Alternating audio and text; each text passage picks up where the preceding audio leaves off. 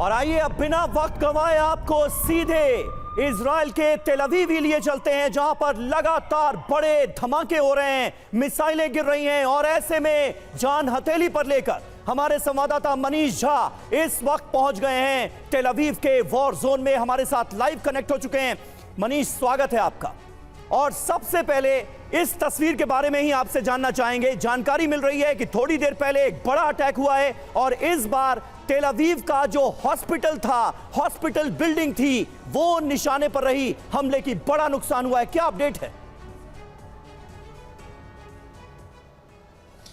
बिल्कुल समीर, अभी से महज 15 मिनट पहले ठीक उसी जगह पर जहां हम लोग जिस इलाके में मौजूद है, यानी कि सेंट्रल तेल अवीव में, यहां पर मिसाइल से हमले हुए हैं ईरान की तरफ से। पिछले 15 मिनट में दो बार एयर सायरन बजे हैं। अचानक ही हर कोई सुरक्षित ठिकाने की तरफ चले गया। हम लोग भी चले गए, लेकिन TV9 के कैमरे पर उस मिसाइल के आने के और एयर डिफेंस सिस्टम के एक्टिव होने के वीडियो भी दर्ज किए हैं हमने। लेकिन मैं आपको बताऊं कि ऐसा लग रहा है कि इसके बावजूद वो मिसाइल ने जो वहां पर हिट किया है, वहां पर बहुत भारी नुकसान हुआ है, क्योंकि उसके तुरंत बाद कई फायर ब्रिगेड की गाड़ियों को हमने आते जाते हुए देखा, इमरजेंसी सर्विसेज की दूसरी गाड़ियों को जाते हुए देखा। इस वक्त भी अगर मैं आपको दिखाऊं, क्योंकि मैं इस वक्त तेल अवीव के जेरूसलम बीच के पास हूं, ये वही जगह है जहां पर जब प्रधानमंत्री नरेंद्र मोदी आए थे और उसके बाद इजराइल के प्रधानमंत्री के साथ बीच पर टहलते हुए वीडियो पूरी दुनिया ने देखा था। लेकिन मेरे कैमरे पर अभी वो शायद दर्ज ना हो पाए, लेकिन अभी भी मैं धुआं उठता हुआ देख रहा हूं जिस तरफ की इमरजेंसी सर्विसेज की गाड़ियां गई थी। ये अलग बात है कि सायरन बंद होने के बाद अभी लोगों को मैं सड़क पर टहलते हुए या फिर आप कहें कि मॉर्निंग वॉक करते हुए यहाँ पर देख पा रहा हूँ, लेकिन सन्नाटा सा पसर गया था लगभग 20 मिनट के करीब में। और ऐसा कहा जा रहा है कि इस बार का जो इम्पैक्ट है वो अब तक के जो मिसाइल हमले हुए हैं उससे ज़्यादा बड़ा इम्पैक्ट इस बार हुआ है।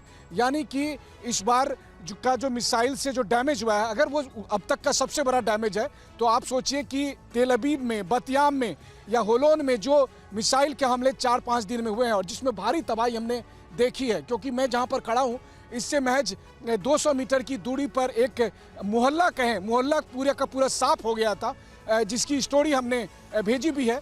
लेकिन वहीं दूसरी तरफ आज के इम्पैक्ट की जो बात कही जा रही है और TV9 की टीम उसी तरफ बढ़ रही है, तो आज के इम्पैक्ट की जो बात कही जा रही है वो इम्पैक्ट और भी ज़्यादा बड़ा है। तो यानी ईरान की तरफ से इजराइल पर हमले हो रहे हैं। और अंतर बस ये है कि जब 2023 में हमास के हमले के बाद रॉकेट से हमले होते थे तो हर कोई निश्चिंत रहता था कि आयरन डोम काम कर रहा है, हिजबुल्लाह के रॉकेट से भी आयरन डोम बचा लेता था। लेकिन ईरान के मिसाइल एक से बढ़कर एक घातक मिसाइल, और वो सिविलियन एरिया में टारगेट कर रहे हैं। और इसका गवाह मैं खुद हूं, क्योंकि हम लोग जिस इलाके में अभी रह रहे हैं ये सिविलियन इलाका है और यहाँ पर मिसाइल आकर गिर रहे हैं, भारी तबाही हो रही है। मोहल्ले की सारी बिल्डिंग। क्या अब इस जंग के कोई नियम कायदे नहीं रह गए? क्योंकि इससे पहले हमने देखा इजराइल की तरफ से जब हमला हुआ तो वहां पर भी रिहायशी इलाके कई टारगेट पर रहे, रिहायशी इलाकों में भी मिसाइलें गिरी। और अब वही सिलसिला यहां पर होता हुआ हम देख रहे हैं। तेल अवीव और हाइफा में बड़े पैमाने पर बर्बादी और तबाही हुई है और तेल अवीव में रेजिडेंशियल इलाकों को भी ईरान निशाने पर ले रहा है और अब तो अस्पताल पर भी हमले हो रहे हैं। कोई नियम कायदे नहीं है इस जंग के। क्या लगता तो यही है, और वो कहते हैं ना कि जंग में सब जायज़ है। हालांकि अंतर्राष्ट्रीय नियम तमाम तरह के हैं कि जब आप जंग में हो तो आप सिविलियन इलाके को टारगेट नहीं करेंगे, आप स्कूल को टारगेट नहीं करेंगे, आप अस्पताल को टारगेट नहीं करेंगे। लेकिन ये टारगेट हो रहे हैं और सिविलियन इलाके को टारगेट किए जा रहे हैं। इसका तो मैं खुद ही गवाह हूँ, क्योंकि हम लोग अभी जिन इलाके में रह रहे हैं इन इलाके में हमने जाकर कई बिल्डिंग जो तबाह ध्वस्त हुई है उसको भी जाकर देखा। वो रेजिडेंशियल इलाका है, बल्कि पास में जो बतियाम का इलाका है वहां तो पूरा का पूरा जो मल्टी स्टोरी बिल्डिंग था। बिल्कुल मनीष, वो तस्वीरें हमने देखी, बल्कि कल मनीष हमने ये भी देखा कि वहां पर कई लोगों से आप बातचीत कर रहे हैं, वहां के रहने वालों से। पब्लिक सेंस क्या है? मतलब इतने दिनों से लगातार ईरान, तेल अवीव हो, हाइफा हो, इजराइल के अलग अलग इलाकों में आप बता रहे हैं रेजिडेंशियल एरियाज को टारगेट किया जा रहा है। पब्लिक सेंस क्या है? लोगों में किस तरह का सेंटिमेंट है इस वॉर को लेकर, इन हमलों को लेकर? देखिए, एक बात तो है कि इजराइल के लोग बहुत अलग किस्म के हैं, क्योंकि जब मैं आ रहा था तो अक्सर आप देखते हैं कि युद्ध के दरमियान बाकी दुनिया में लोग जो है अपना देश छोड़कर जाते हैं, लेकिन यहाँ पर दुनिया के कोने कोने से लोग वापस इजराइल अपने घर लौट रहे थे। पहली बात तो ये थी।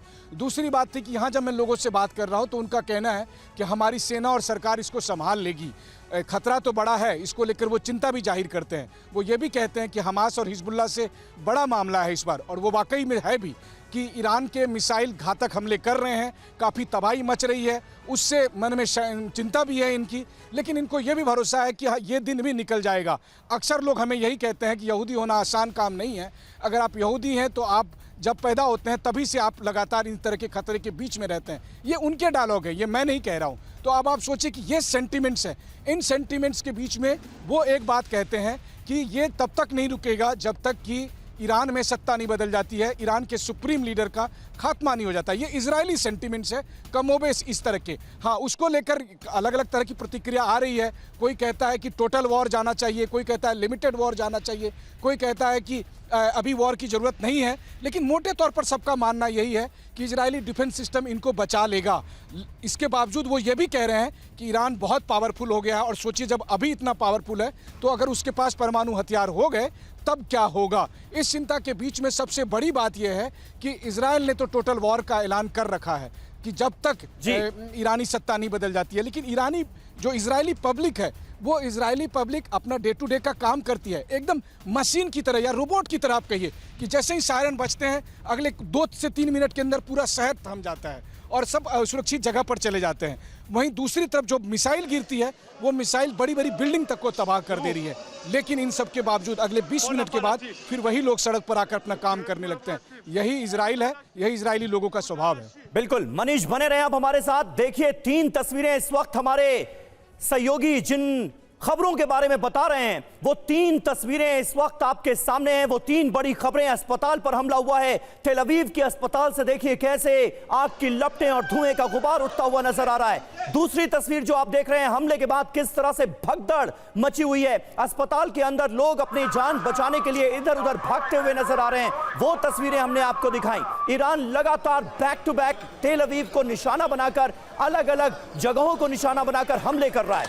ये तस्वीर आप देखिए, हमले के फौरन बाद की तस्वीरें इस वक्त आपके सामने हैं। इजराइल के तेल अवीव में ही मौजूद है TV9 भारतवर्ष की जांबाज टीम, और तेल अवीव में ही कितने भयानक, कितने भयावह हमले इस वक्त ईरान की तरफ से हो रहे हैं, ये आप देख सकते हैं।